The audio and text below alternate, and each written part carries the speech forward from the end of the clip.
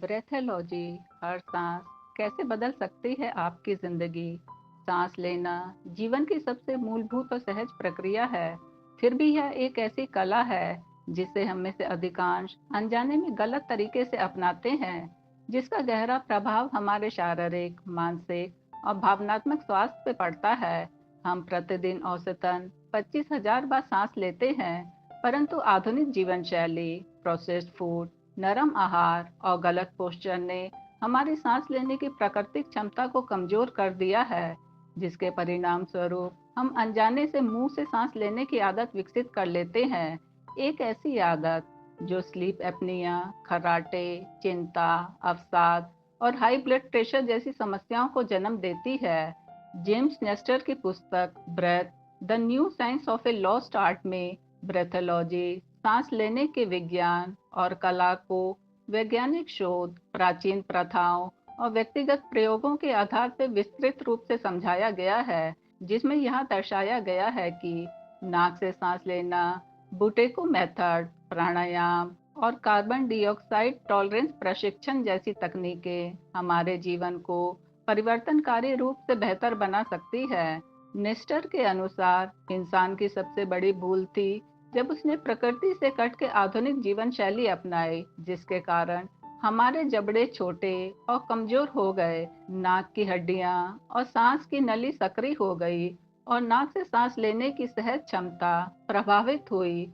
Processed food items, soft drinks और readymade भोजन ने हमारे शरीर की संरचना में सूक्ष्म किंतु खतरनाक बदलाव लाए, क्योंकि नरम आहार के कारण जबड़े को चबाने की मेहनत नहीं करनी पड़ती, जिससे हमारा जबड़ा अंडर डेवलप्ड रह जाता है। और इसके साथ ही नाक की संरचना और सांस की नली भी संकुचित हो जाती है, जिसका प्रत्यक्ष प्रभाव हमारे सांस लेने की क्षमता पे पड़ता है। प्राचीन काल के मनुष्यों के जबड़े मजबूत और चौड़े थे, उनके दांत बिना ब्रेसेस के स्वाभाविक रूप से सीधे होते थे और वे सहजता से नाक से सांस लेते थे, जबकि आज अधिकांश लोग मुंह से सांस लेते हैं, जो एक छोटी सी आदत प्रतीत होती है, किंतु यह शरीर के लिए गंभीर खतरा है।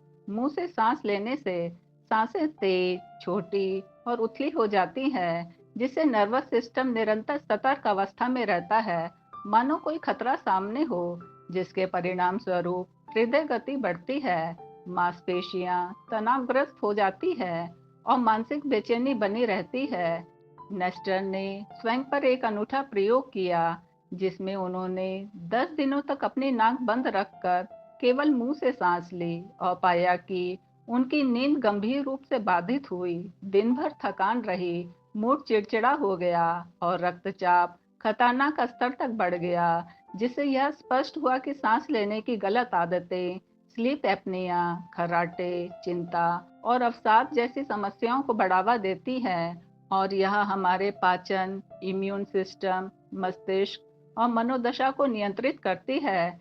यदि सांस लेने का तरीका सही नहीं है, तो जीवन भी संतुलित नहीं रह सकता। इसके विपरीत नाक से सांस लेना शरीर की प्रथम रक्षा पंक्ति है, जो हवा को फिल्टर करती है, उसे गर्म और नम करता है और नाइट्रिक ऑक्साइड जैसी गैस उत्पन्न करता है, जो रक्त प्रवाह को सुधारता है और प्रतिरक्षा तंत्र को सशक्त बनाता है। नाक में मौजूद छोटे छोटे बाल और म्यूकस झिल्ली धूल, बैक्टीरिया और अन्य हानिकारक कणों को रोकते हैं, जिससे फेफड़ों को स्वच्छ हवा मिलती है, जबकि मुंह से सांस लेने पर यह प्रक्रिया बाधित होती है, जिससे शरीर धीरे धीरे थकान और रोगों का शिकार बनता है।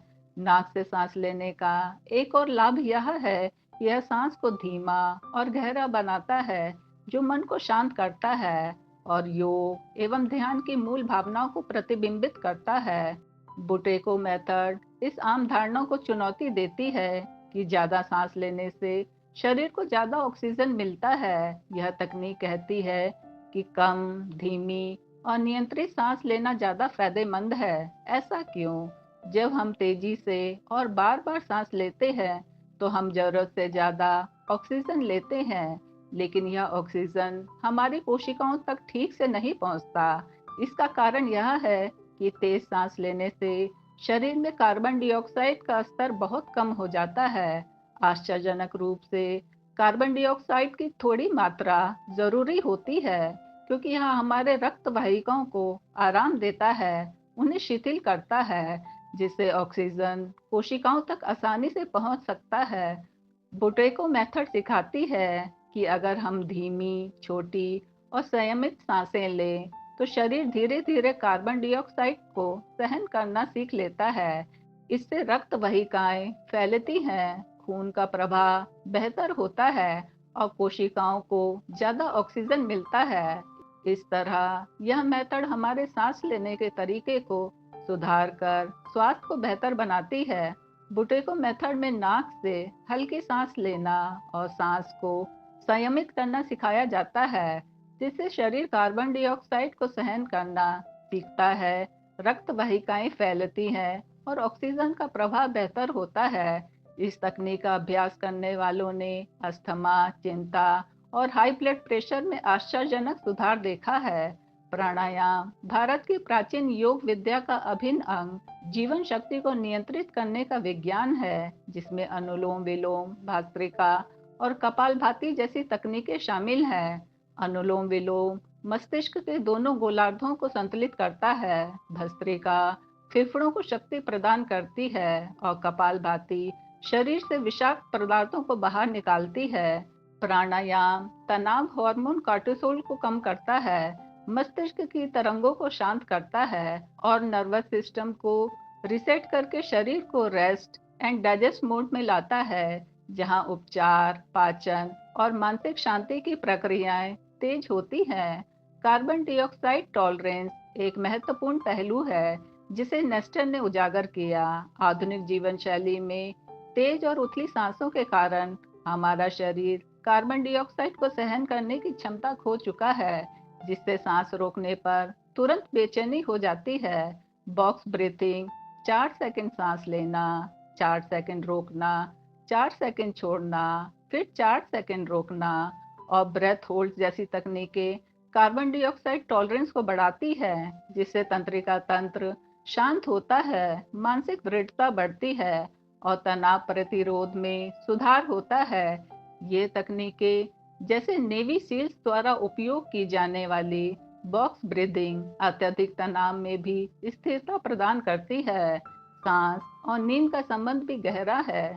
स्लीप एपनिया और खर्राटे अक्सर मुंह से सांस लेने से उत्पन्न होते हैं, क्योंकि यह जीभ और गले की मांसपेशियों की स्थिति को बिगाड़ता है, जिससे वायु मार्ग सिकुड़ता है। माउथ टेपिंग, जो सोते समय मुंह को बंद रखने की तकनीक है, नींद की गुणवत्ता में उल्लेखनीय सुधार लाती है, क्योंकि यह नाक से सांस लेने को सुनिश्चित करता है, जिससे गला खुला रहता है और नींद गहरी होती है। गहरी नींद शरीर को डिटॉक्स करने, मस्तिष्क की समृद्धि को सुदृढ़ करने और समग्र सिस्टम को पुनर्जीवित करने में सहायता करती है। नेस्टर ने अपने प्रयोग में पाया कि मुंह से सांस लेने से उनकी नींद खराब हुई, जबकि नाक से सांस लेने और माउथ टेपिंग ने उनकी ऊर्जा और नींद को बेहतर बनाया। सांस लेना केवल फेफड़ों तक सीमित नहीं है, यह एक सामूहिक शारीरिक प्रक्रिया है, जिसमें डायफ्राम, स्पाइन, छाती और दांतों की संरचना शामिल होती है। गलत पोस्चर जैसे मोबाइल पे झुकना या कंधे सिकोड़ के बैठना डायफ्राम को संकुचित करता है, जिससे उथली सांसें लेने की आदत पड़ती है। यह अदृश्य तनाव हमारी ऊर्जा को धीरे धीरे कम करता है और नाक के मार्ग को संकुचित करता है। सही पोस्चर, सीधी स्पाइन, खुले कंधे और सक्रिय बैठने की मुद्रा सांस लेने के लिए उपयुक्त ढांचा प्रदान करती है। बच्चों में छोटे जबड़े और सक्रिय नाक की समस्या नरम आहार के कारण बढ़ रही है, क्योंकि कम चबाने से जबड़ा कमजोर होता है। ब्रीदिंग थेरेपी और कठोर भोजन जैसे कच्ची सब्जियां चबाना जबड़े को मजबूत करता है और नाक से सांस लेने की क्षमता बढ़ाता है। रेजोनेट ब्रीथिंग, जिसमें प्रति मिनट 5 या 6 सांसें ली जाती हैं, और बॉक्स ब्रीदिंग वेगस नर्व को सक्रिय करती है, जो मूड, पाचन और हृदय गति को नियंत्रित करती है। ये तकनीकें तनाव कम करती हैं और हृदय गति परिवर्तनशीलता HRV को बेहतर बनाती है, जो समग्र स्वास्थ्य का इंडिकेटर है। वैज्ञानिक अध्ययनों से पता चला है कि सही ब्रीदिंग तकनीकें हाई ब्लड प्रेशर, अस्थमा और ऑटो इम्यून रोगों में सुधार ला सकती है और कुछ मामलों में दवाइयों की आवश्यकताएं कम हो सकती है। सांस को जीवन शक्ति के रूप में देखा जाना चाहिए, जो शरीर और मन को जोड़ती है। नेस्टर के अनुसार आदर्श सांस नाक से ली जाती है, जिसमें 5 सेकंड सांस लेना और 5 सेकंड सांस छोड़ना शामिल है। प्रति मिनट लगभग 6 सांसों की दर से यह लय तंत्रिका तंत्र को शांत करती है, मानसिक स्पष्टता बढ़ाती है और पैरासिम्पैथेटिक सिस्टम को सक्रिय करती है, जो विश्राम और उपचार को बढ़ावा देती है। नेस्टर कुछ व्यवहारिक सुझाव देते हैं। हमेशा नाक से सांस लें, चाहे व्यायाम हो या विश्राम। सोते समय माउथ टेपिंग अपनाएं। रोजाना 5-10 मिनट धीमी लयबद्ध सांस का अभ्यास करें, जैसे 5 सेकंड सांस लेना और 5 सेकंड सांस छोड़ना। पोस्चर सुधारें, क्योंकि सीधी रीढ़ और खुले कंधे डायफ्राम को स्वतंत्र रूप से कार्य करने देते हैं। नेजल क्लीनिंग, जैसे नमकीन पानी से नाक की सफाई या स्टीम इनहेलेशन, नाक से सांस लेने को बेहतर बनाती है। और अधिक चबाएं। रोटी, फल और कच्ची सब्जियां खाने से जबड़ा मजबूत होता है, जिससे नाक का मार्ग खुला रहता है। सांस को केवल शारीरिक क्रिया नहीं, बल्कि जीवन की कमान समझें, क्योंकि यह अवचेतन और चेतन मन को जोड़ने वाला पुल है। सही सांस लेने की आदतें शारीरिक स्वास्थ्य, मानसिक शांति, भावनात्मक स्थिरता और जीवन की गुणवत्ता को बढ़ाती है। आज की भागदौड़ भरी जिंदगी में, जहां तनाव, थकान और नींद की कमी आम है, सांस लेने की कला को पुनः अपनाना एक क्रांतिकारी कदम हो सकता है। यह हमें प्रकृति के साथ पुनः जोड़ता है और शरीर व मन पर नियंत्रण प्रदान करता है, जिससे हम स्वस्थ, संतुलित और सार्थक जीवन जी सकते हैं। सांस लेना केवल जीवित रहने की प्रक्रिया नहीं है, यह जीने की कला है और इसे सही तरीके से अपनाकर हम अपनी जिंदगी को सही मायनों में बदल सकते हैं।